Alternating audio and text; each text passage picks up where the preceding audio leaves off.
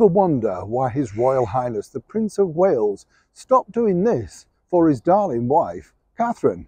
As ever, let me explain. Hi, good morning, Neil Sean here in the very heart of London, and as ever, lovely to have and see your company. Hope you're all keeping well, whatever you're doing. By the way, this may make you feel a little bit creaky, because those super rockers Kiss are going out on a final tour next year. Sadly, it was, you know the ones I mean, the heavy makeup, you know. Oh yes, you do. Fabulous, actually. Great sort of fun glam rock act. Still super brilliant to this day. Lucky enough once to meet Gene Simmons, who came into the studio, you know. Nobody recognized him at all without all that slap on, you know. Incredible, isn't it? When you create a character, you can hide behind it. I did ask him, in fact, why did they do that? And he said simply to stand out. If you are one of those rockers that likes your rock, super rock, then of course look out for Kiss, as I say, touring in the latter part of 2023. But apparently this was postponed because of the pandemic, as were so many things.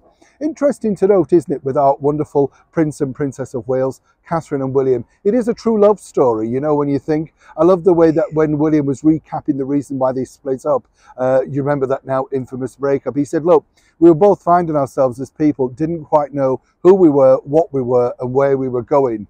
Well, I think that's a little bit wrong, actually, the case of Prince William at the time. He knew one day, of course, he will, sadly, for him at least, become the king. But, of course, Catherine herself had a lot of problems to deal with, as we've now seen, you know, the details of her media harassment, the cruel names, all of that sort of thing. But what I find fascinating about their beautiful love story is not only is it that, you know, you can see they're a solid partnership now, working together, moving forward for the good of themselves, their beautiful 3 children, and the monarchy. But, you know, you can just see they're a unit. You can see the way that she supports him and he supports her, and they've both grown and blossomed to become very well respected senior members of the British monarchy. And when you think about it, that is all down, of course, to the late and beautiful Queen Elizabeth II. You know, whatever people think, she had a hand in many things, and that cultivation was there with those Sunday afternoon rituals with the then young Prince William. But it's this particular thing that a lot of people have now noticed with regards to the Prince of Wales that he no longer does for Catherine. And as ever, let me explain. We get told off, you know, in the media a lot by referring to Catherine as Kate, you know, or Kate Middleton, particularly over in the United States of America, where many states still only pick that, you know, algorithm up on, of course, things like YouTube, Snapchat, social media. They still refer to her in that maiden name. Don't know why, but they do. Now, if you refer back to, of course, that beautiful conversation on their engagement with the ITV anchor Tom Bradbury, if you remember, he kept referring to Catherine as Kate. Now, according to that good source, he only refers to Kate in private. In public, it's Catherine. But what's the reason behind that? Well, of course, it's not necessarily all about lovey-doveyness. Oh no. According to a very good source, the reason why Kate suddenly became Catherine was on the very astute advice of our wonderful late monarch. You see, if you think about it, nobody ever referred to the Queen really as Liz, or indeed at points Elizabeth. We know, of course, she had that cute nickname Lilibet by senior members of her family.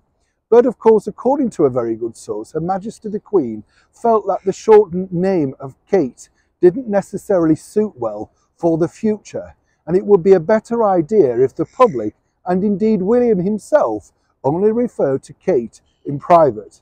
In public, it had to be Catherine. Again, as I say, we owe so much to our wonderful late monarch, and what a clever move by her, because it does. It adds sort of regality and, of course, class above everything else. Nothing wrong with Kate, of course, and there's many famous Kates around the world, aren't they, of course. But again, if you're in that position where people do look up to you, admire you, respect you, and of course expect you to be a world ambassador, then I do truly think, once again, our late and wonderful monarch knew exactly what she was doing by renaming Kate Catherine, at least in public. Neil Sean in the very heart of London.